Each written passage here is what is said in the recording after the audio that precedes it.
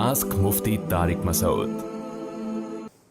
محمد Saddam صاحب نے India سے پوچھا ہے پڑوسی اور رشتہ دار کی لمٹ کتنی ہے، یعنی جن پڑوسی اور رشتہ داروں کے حقوق ادا کرنے کا حکم ہے ان میں کس حد تک لوگ شامل ہوں گے۔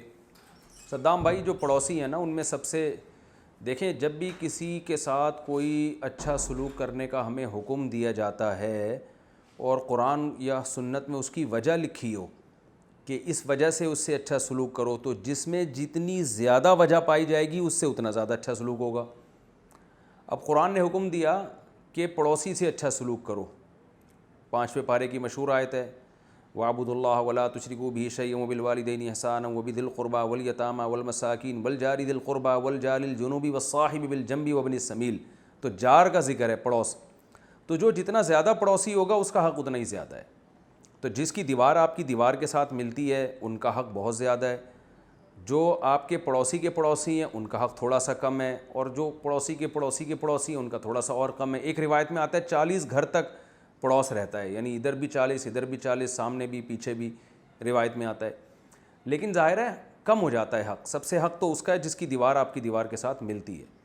تو اور پڑوسی کا جو حق ہے اس میں صرف وہی نہیں ہے دیوار ملنے والی، جو صبح شام آپ کے ساتھ اٹھنے بیٹھنے والے لوگ ہیں، آپ جاب کرتے ہیں، آپ کے ساتھ جو کلیگ ہیں جو آپ کے ساتھ صبح شام رہتے ہیں وہ بھی آپ کے پڑوس میں ہی آتے ہیں، ان کے ساتھ بھی اچھا سلوک کرنے کا قرآن نے حکم دیا۔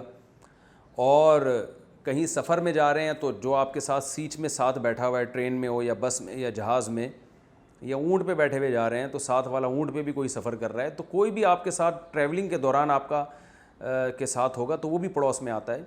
تو مطلب یہ کہ جتنا گہرا آپ کے ساتھ اس کا اس لحاظ سے رشتہ ہوگا کہ آپ کے ساتھ اٹھتا بیٹھتا ہے تو اس کا حق اتنا ہی زیادہ ہے۔